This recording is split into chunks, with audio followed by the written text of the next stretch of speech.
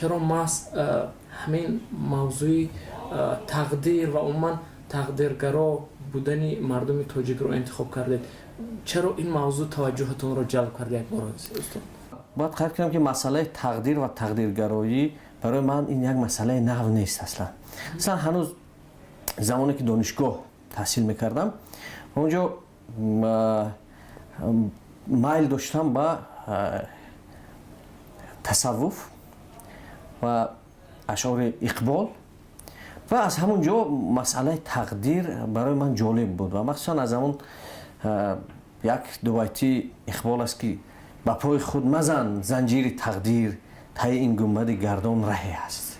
اگر باور نداری خیز و دریاب که گر پا واکنی جولانگهی است. و از همینجا شروع شد. خب و بعدا از اینکه بنده یک اعضای فعال جهانی اندیشه هستم، مسئله تقدیر در محفل ما چند بار دیگر هم این مسئله مطرح شده است و مسئله نو نیست. خب اکنون چرا مثلا محض در گویم از فرهنگ ما یا چرا این امروز اونقدر مهمیت دارد؟ مهمیتش از آن عبارت است که البته جامعه ما امروز یک جامعه سنتی است و باور و اعتقادها و مخصوصا باور کردن به سرنوشت یا اینکه تقدیرگرایی تقریبا در تمام پهلوهای حیات اجتماعی ما انعکاس یافته است. طور گفتید استاد، یعنی مردم با تقدیر خیلی باور دارند و این طور گفتید جزء از فرهنگ ما هم هست تا هست. فکر میکنید این بیانگر اوج ناعلاجی در حل مشکلاتشون هست؟ یعنی همین سبب باعث میشد که مردم زیاد باور کنن به تقدیر و قضا و قدر. باید قید کنم که این هنوز از دینهای تا توحیدی سرچشمه های تقدیرگرایی وجود دارد. یعنی از همون دینهای سالفه یا دینهای طبیعی که میگویند عنصرهای اولین همون دینی، یعنی در توتمیزم و فتیشیزم و انیمیزم همون عنصرهای اولیه تقدیرگرایی هست و بعدا اینا در دینهای بعدی، یعنی در رشد پولوتئیسم یعنی بسیار خدایی و بعدا در دینهای توحیدی خب این چیز دوام یافته است و آمده است. ولی مسئله این است که کشورهای معین، فرهنگهای معین همین مرحله تقدیرگرایی پشت سر کردن و اونها دیگر برگشتن تکیه کردن به خود انسان، به نیروهای انسانی، به ماهیت انسان، به قدرت و توانایی انسان، به سازندگی انسان و در این زمینه اونها پیشرفت هم کردند. و ببینید از زمان احیا شروع کرده در اروپا مرحله آنتروپوسنتریزم شروع می شود، یعنی انسان مرکزیت یا انسان جوهریت، یعنی تکیه کردن به خود انسان، به نیروهای ماهیتی انسان، به قابلیت های انسان. و در دوام 500 سال ببینید مثلا انسانیت چقدر پیش رفت. حالا ما میدونیم که در شرایط اقتصاد بازاری زندگی میکنیم، به سر میبریم. همین عامل یعنی تقدیرگرا بودن مردم ما در این شرایط چگونه رول بازی میتونه، چگونه نقش بازی میتونه؟ یعنی باز میدارد از رشد ما یا که برعکس؟ با اقتصاد چگونه تاثیر میرسونه؟ نگاه کنید، فرض کردیم اقتصاد بازاری یک فردی تقدیرگرا قبل از اینه که اون باید یک بیزنس نقشه تیار کند برای مثلا انجام دادن یک خرید یا یک عموما یک کار اقتصادی. خب اونم توکلی مثلا یک مبلغ میگیره میره چین و توکلی خرید میکنه میورد تاجیکستان. یعنی اون طلبات بازار در اساس قانونمندی های بازار به حساب نمیگیرد که باید چیکار کند. یا فرض کردیم قبل از اینه که باید یک کارخانه ساخت، اون باید تمامی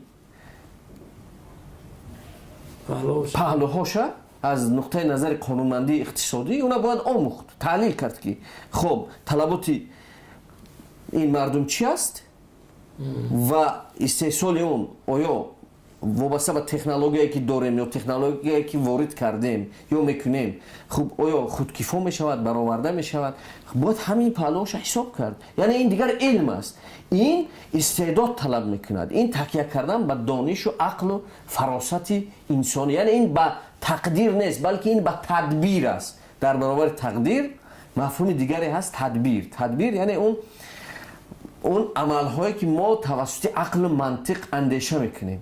тавре медонем пажӯҳиш кардаед ҳамин масъаларо дар мисоли ҳаёти мардуми мо мешавад ягон мисолҳои мушаххас биёред ки агар масалан мардум тақдиргаро намешуд масалан фалон мушкили ҷамъияти мо зудтар ҳал мешуд ё ки намедонам шояд баръакс.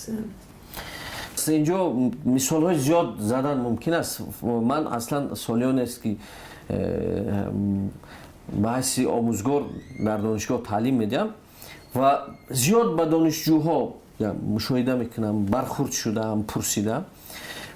хуб вақте аз онҳо суол мекунӣ ки хуб чаро дар ҳамин касб дар ҳамин ришта таҳсил мекунӣ, аслан намедонад.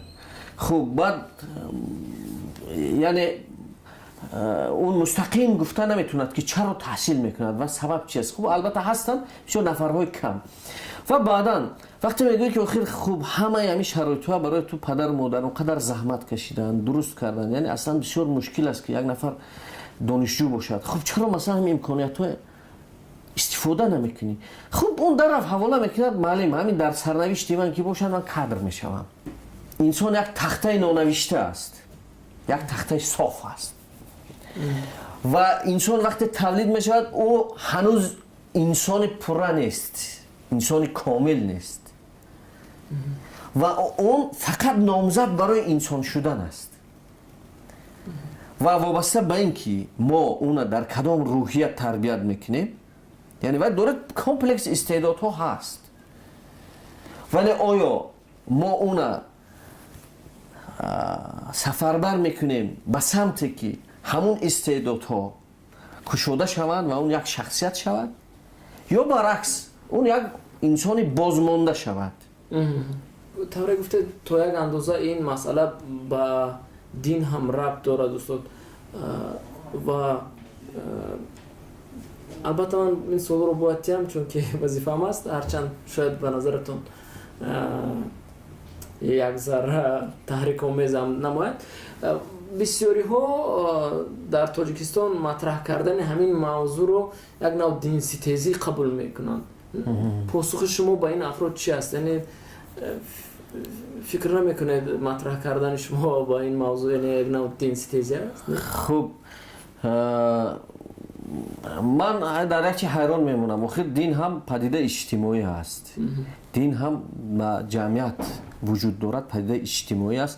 дар ҷомеаи муайян дин ба вуҷуд меояд, рушд мекунад ва шояд ба хотири бароварда кардани ниёзҳои муайяни инсонӣ як нақши муайян ва як ҷойгоҳи муайяна дар ҷомеаи инсонӣ дин метавонад анҷом диҳад. ва хуб инҷо масъаларо дар ҳамун мақола агар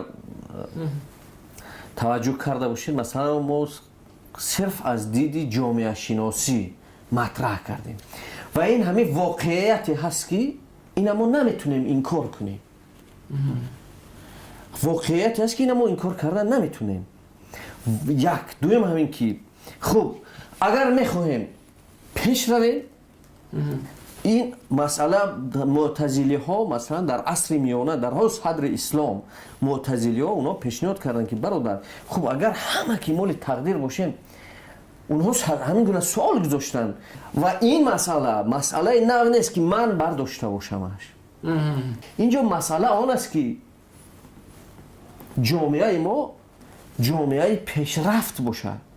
мо масалан 8 миллион нафаре ки имрӯз дар тоҷикистон зиндагӣ дорем, хуб мумкин мо агар сетаи имконият, сетаи истеъдод дошта бошад ин мардум 24 миллион тасаввур кунед, استعداد است.